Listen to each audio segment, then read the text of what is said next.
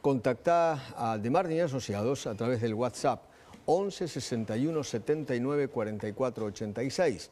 También podés googlearlos como Estudio Italiano De Martin y Asociados. De Martin y Asociados, una inversión a futuro. ¿Sabías que ahora podés hacer la ciudadanía italiana sin sacar un turno? De Martin y Asociados es una consultora y estudio jurídico que lleva adelante tu caso de manera simple y ágil. De Martin y Asociados, una inversión a futuro.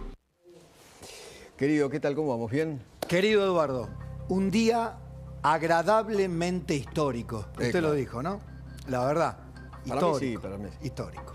Bueno, Histórico. un poquito, Argentina hoy es un poquito mejor que ayer. Sí, ya vamos a hacer las consideraciones. No es, qué bruto, Sí. la sacó barata. Sí. Te presento, hemos hecho variantes, porque ha sido el tema. Hola Luis. Hola Pablo, Buenas noches. Eduardo. ¿Qué Mirá, tal, querido? Está el gran Capielo, Capielo. ¿no? Protagonista indudable. Mira qué mesa.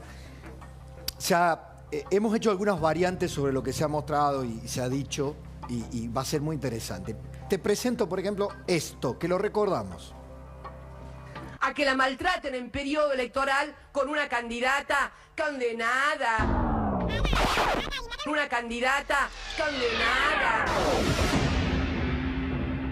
A que la maltraten en periodo Sí, electoral. recondenada, doblemente condenada. Sí, se la veía venir, se la veía venir. Bueno, el doble conforme. El recondenada sería la versión más pedestre, más más casera del doble conforme. Es decir, que dos tribunales y no sé cuántos jueces. ¿Cuántos jueces? 20 jueces. El juez Hornos en su fallo habla de al menos 20 jueces y fiscales intervinieron en este caso. Yo creo que vos, Eduardo, lo planteaste. Luis, te habrá pasado lo mismo esta mañana. Hay mucha gente que, no obstante esto, vos dijiste, Eduardo, gusto a poco. No está conforme. Porque cuando uno dice, bueno, se hizo justicia tarde, lenta, pero finalmente llegó este día, te dicen, ¿por qué no va presa? ¿Y por qué no va presa? Con todo lo demostrado, con todo lo que se ha, con todo lo que se ha recorrido en materia de tribunal. ¿Por qué esta mujer, doblemente condenada por corrupta, no va presa? Bueno, como sé que se la están haciendo esa pregunta del otro lado, acá estamos, ¿no? Están los abogados. No, pero digo, yo frente a Hernán me voy a quedar callado y frente a Gabriel lo mismo. Solo quiero decir una cosa que aprendimos ni siquiera en la facultad de instrucción cívica. No hay más juicio. Se terminó.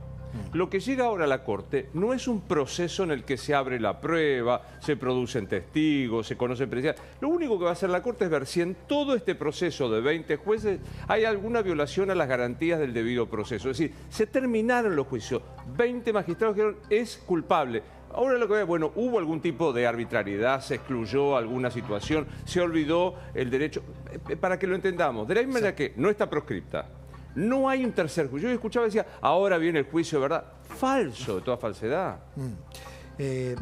Eduardo. ¿La Corte va a confirmar o no? Punto. La Corte va a decir, ¿hay violación de garantía o no? Pero la prueba se produjo, los testigos hablaron, las periciales demostraron. Eso no se debate más. La Corte puede confirmar la sentencia sin abrir el recurso, que es lo que se conoce en la escala como el 280 que hizo en Chicone, donde directamente no trató lo extraordinario y confirmó todo lo que habían hecho los tribunales inferiores. Casualmente la sala cuarta era una, el otro era el Tribunal Federal 4. Cosa que a Cristina le revienta. Sí, claro. El 280 le revienta. Sí, sí. ¿no? Es una manera que la Corte tiene para resolver, en ese caso el ¿Por imputado... qué? Pero, ¿por qué, Eduardo? ¿Por qué le revienta? Porque la Corte lo único que hace, dice el kirchnerismo, es pone una resolución y dice, bueno, conforme al artículo 280, resuelvo. ¿no? Confirmar. Okay. No, si la Corte no abre el recurso directamente, confirma. Claro. Esa es una. La otra que la Corte puede hacer, seguramente Casación Federal le dé la posibilidad de ir a la Corte en extraordinario, no en queja. La Corte Suprema no dicta nueva sentencia. Si la Corte Suprema determina que hubo, como bien decía Luis, alguna irregularidad en el debido proceso, en la garantía constitucional, etcétera, etcétera, no dicta ni modifica la pena, ni le sube a 18 años, ni la baja a 4. Lo que puede llegar a hacer... Que la mande a revisar. Es declarar nulo y así que se haga otro debate. Pero no aumenta la pena, no la baja. La Corte en este tipo de casos, ¿cuánto tiempo tiene para expedirse? En Chicone estuvo un año.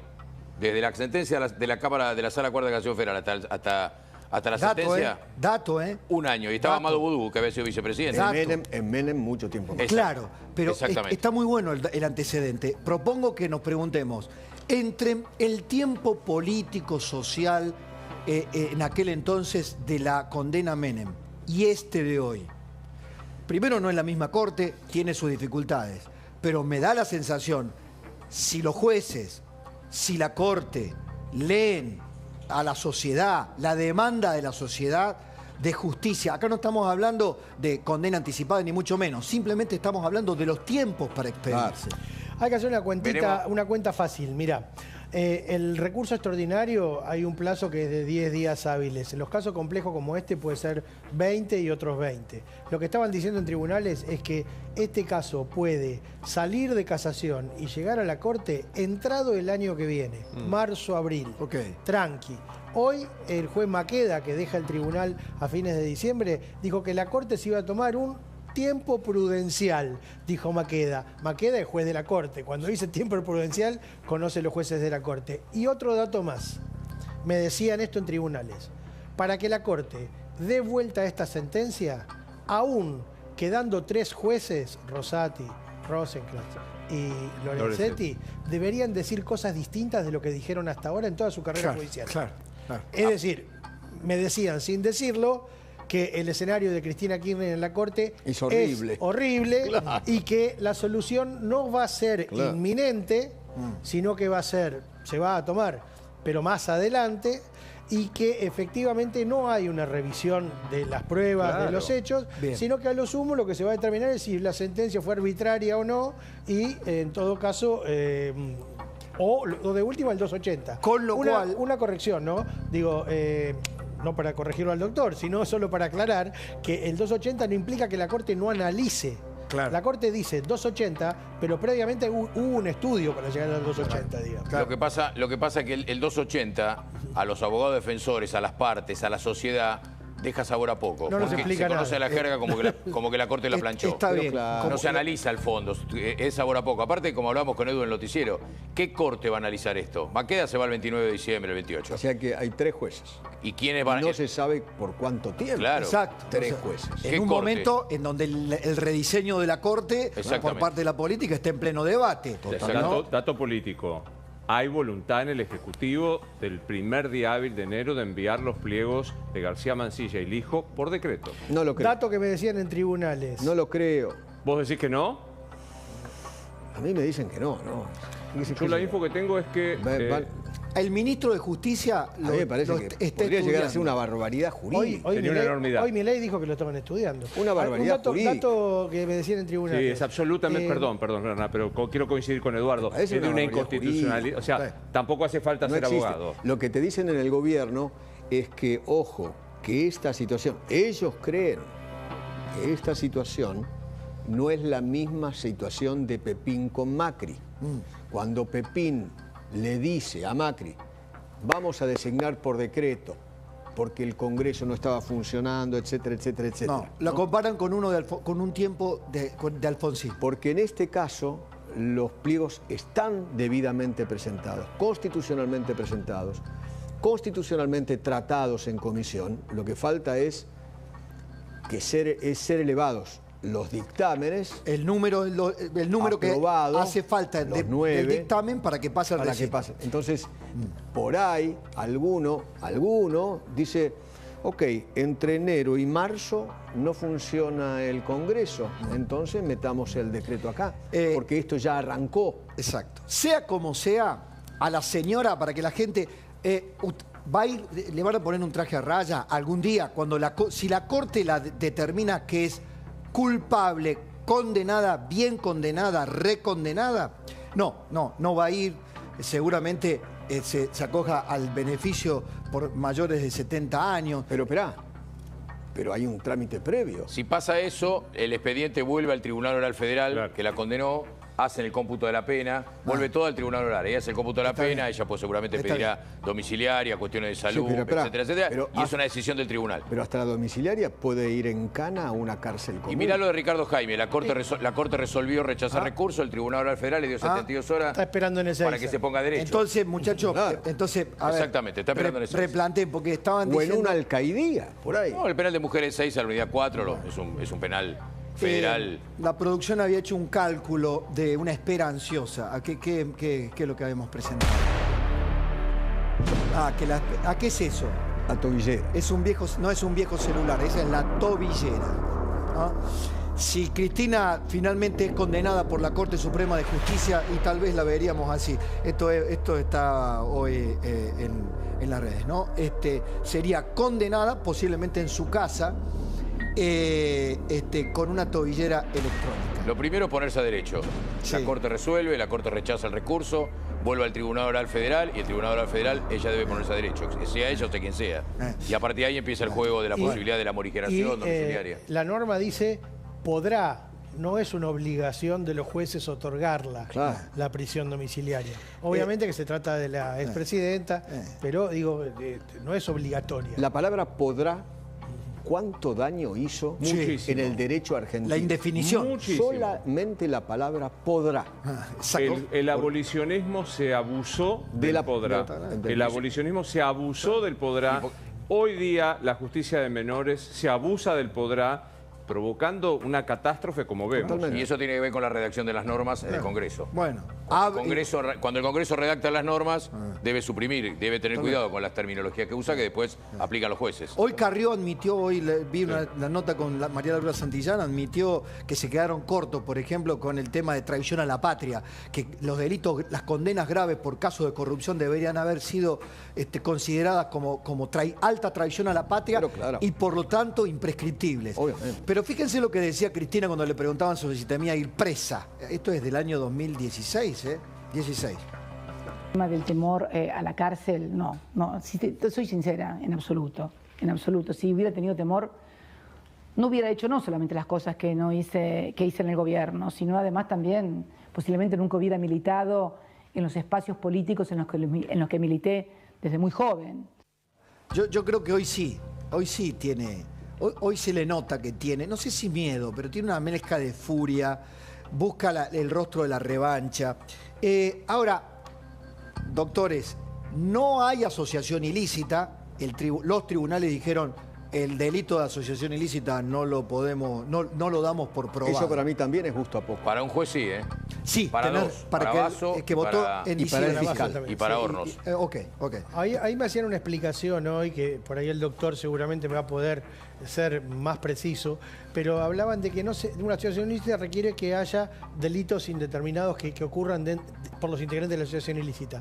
Y que en este caso, los jueces que consideraron que no la había, entendían que se trataba de un delito continuado. Es decir, que era un solo fraude que había tenido lugar desde el 2003 al 2015, y no las licitaciones como hechos diferentes. Claro, bueno. Eso es lo que entiende Borinsky, y aparte Borinsky ya lo tiene dicho. Los jueces, cuando uno va a una etapa de casación o a la etapa de apelación, tiene que mirar los precedentes de los votos de los jueces en otras causas similares. Y Borinsky había sido fiscal de juicio en el contrabando de armas. Sí. Y aplicó, Ahora- con Carlos Menem no aplicó asociación Ahora, yo ilícita. me atrevo a una herejía, ¿no? Jurídica, tal vez.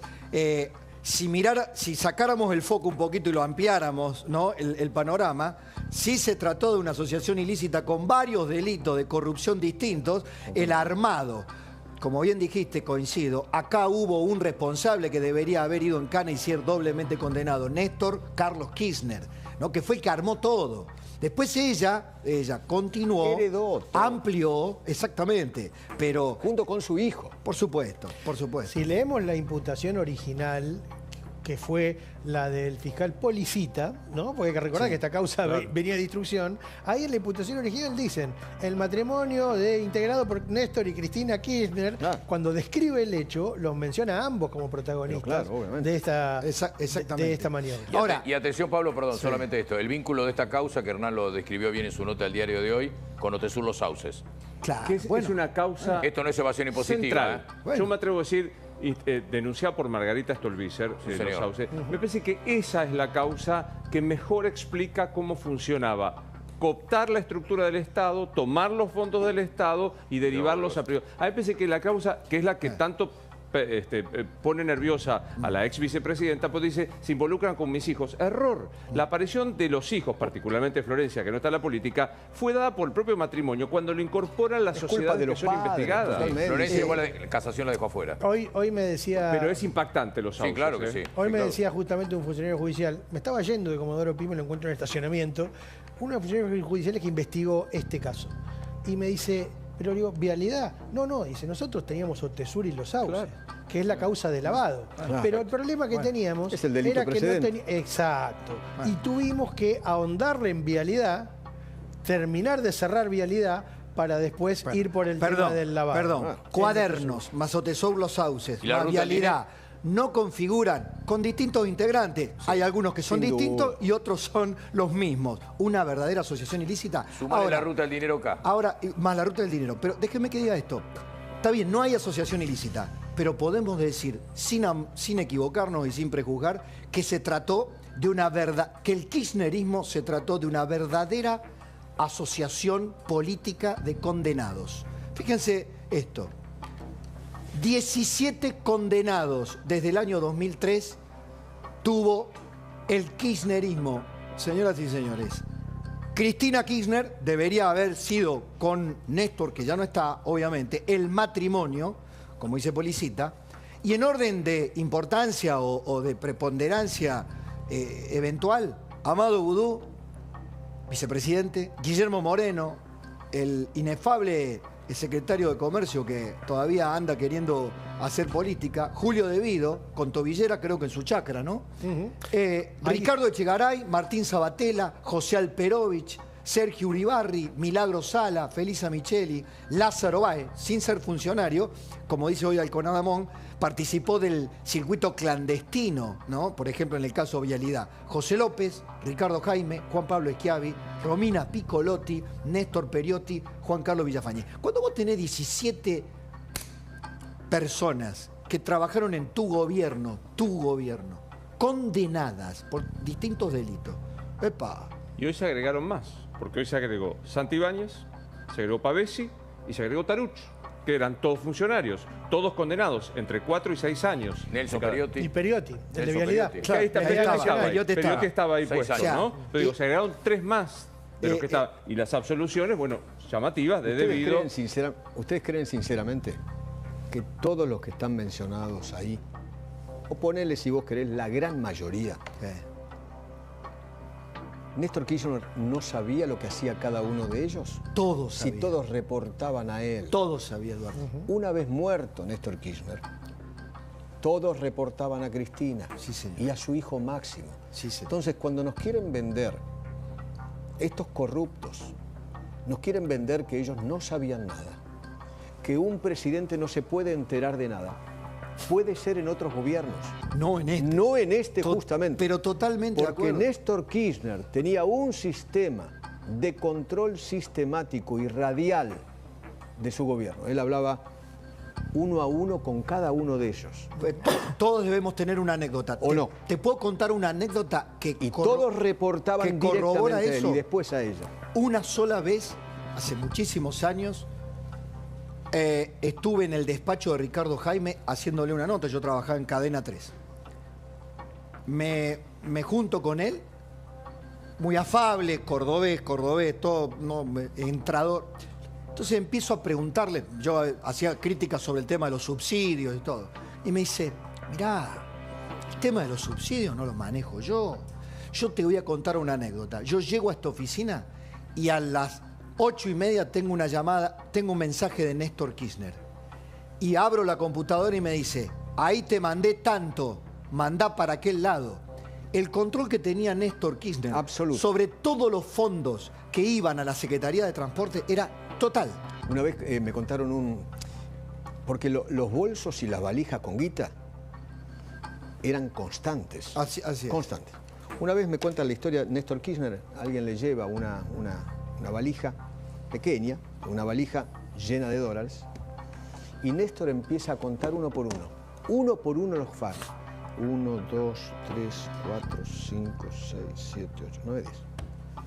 1, 2, 3, Éxtasis. 4, 5, 6, 7. Uno por uno. Sí. Contó todos los fajos hasta que llegó a un fajo. 1, 2, 3, 5, 6, 7, 8. Che, faltan $200 acá. Llévate todo. Cuando te entreguen todo el dinero, todo, me lo traes de vuelta. Por ejemplo, Esa era. otra anécdota que han contado. La gente que llegaba con los bolsos, porque llevar 1,5 palos o 2 palos en un bolso pesa, ¿no? Sí. ¿Pesa o no pesa? Mucho. El físico. La gente entraba así, cargando, y salían de la oficina así. Claro.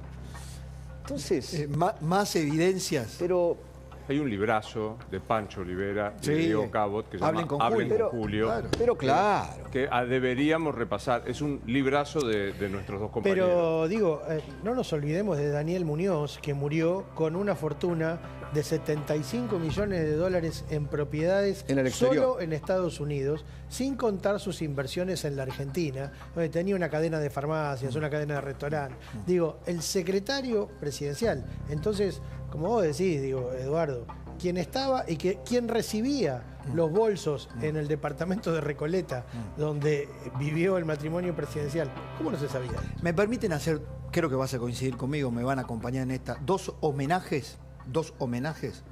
El primero, hay muchos reconocimientos, ya vamos a estar aquí con parte de toda la gente, Coalición Cívica, Elisa Carrión adelante, va a estar Pablo Oliveto, que denunció esto desde el minuto 1, por supuesto Iguacel, por supuesto la gestión de Mauricio Macri, el fiscal Luciani. Primero ponemos Luciani. El fiscal Luciani graficó, Eduardo, lo que vos en el final del pase anterior planteabas. ¿De qué se apoderó Lázaro Báez?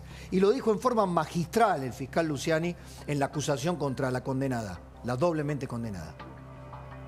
En Argentina, muchos ciudadanos, por los altos niveles de pobreza y desocupación, no logran cubrir necesidades básicas.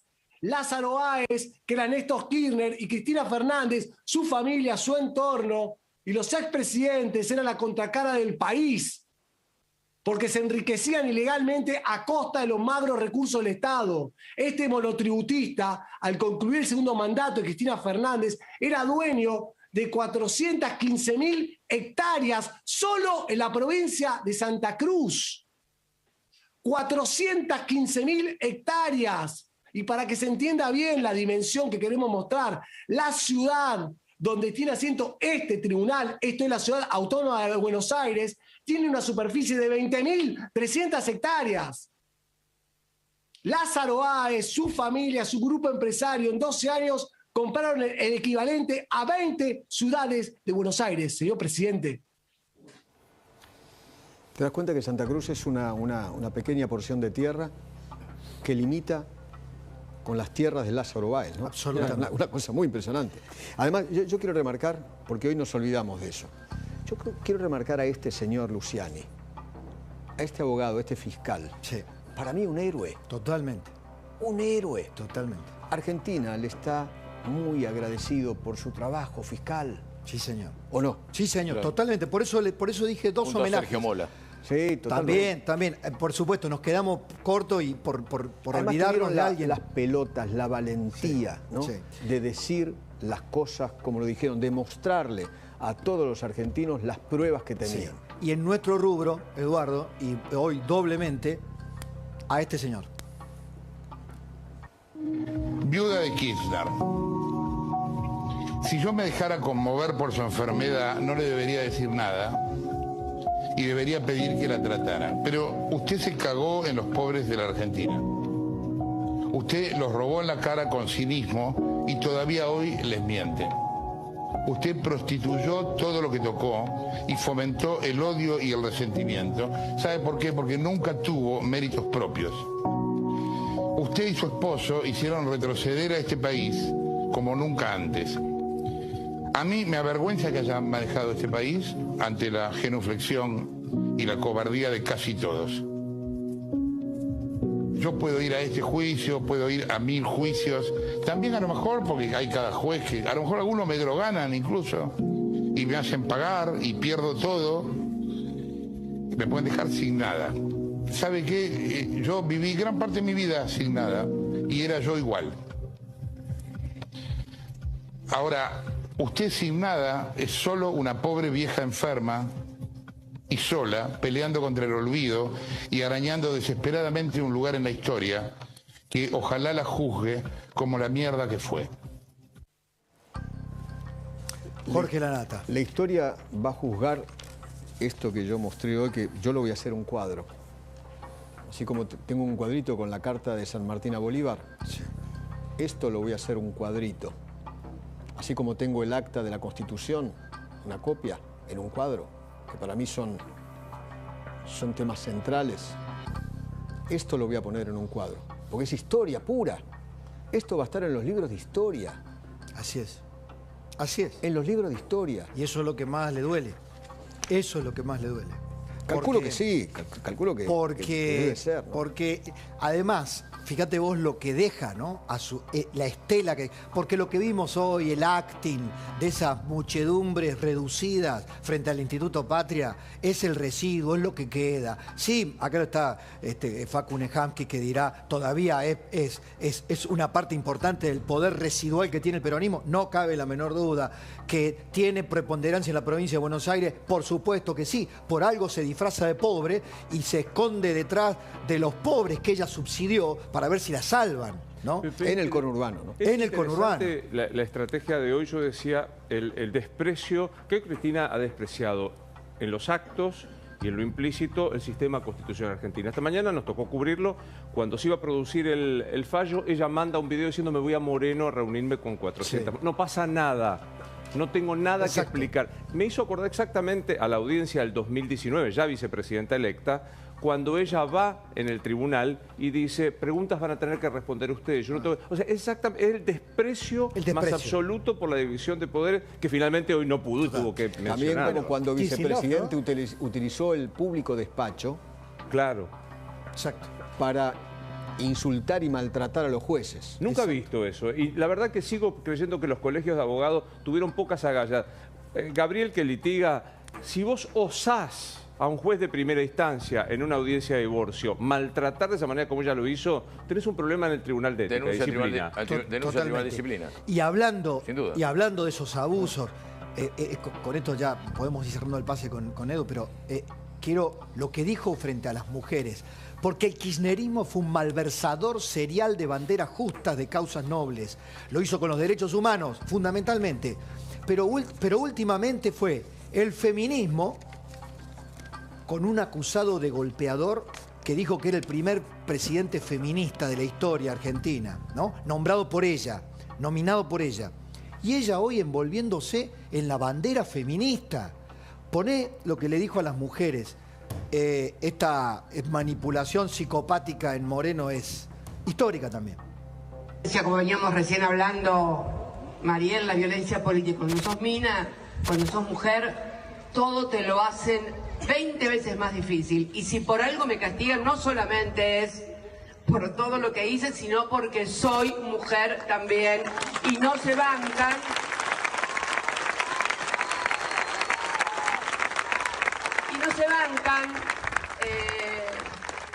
Que discutir con una mujer y que no puedan tener razón.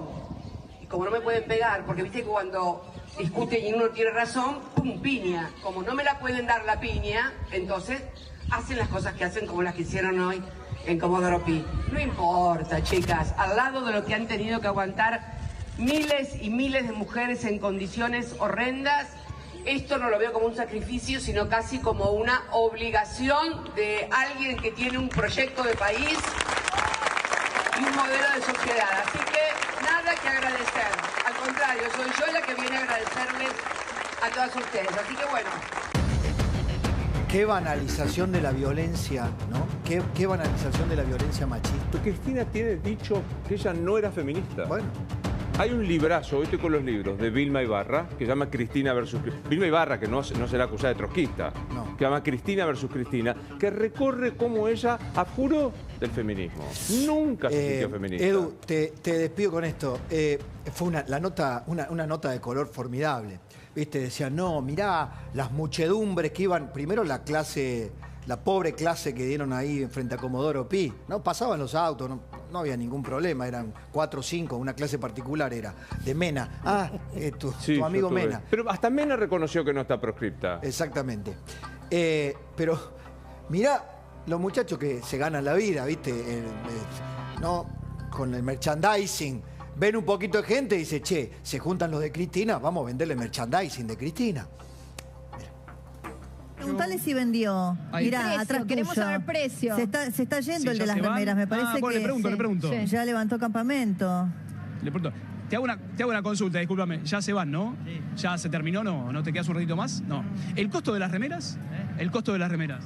10.000 pesos. 10.000 la remera y acá tenemos Defensa de Comunicación Pública, los pañuelos 2.000. Bien, 10.000, bueno, Evita la última. ¿Vendiste mucho o no? ¿Cómo te fue? No pasó nada. ¿No vendiste nada? No vendí nada. ¿No vendiste nada? Bah, está mal, el mercado no la acompaña. Edu, querido Gaby, gracias por quedarse. Señoras y señores, ya pasan los invitados. Facu Nehamsky, ¿cómo estamos, Facu? Primera percepción. Mientras llega Paula Oliveto, se sienta aquí, también está la señora Los Penato.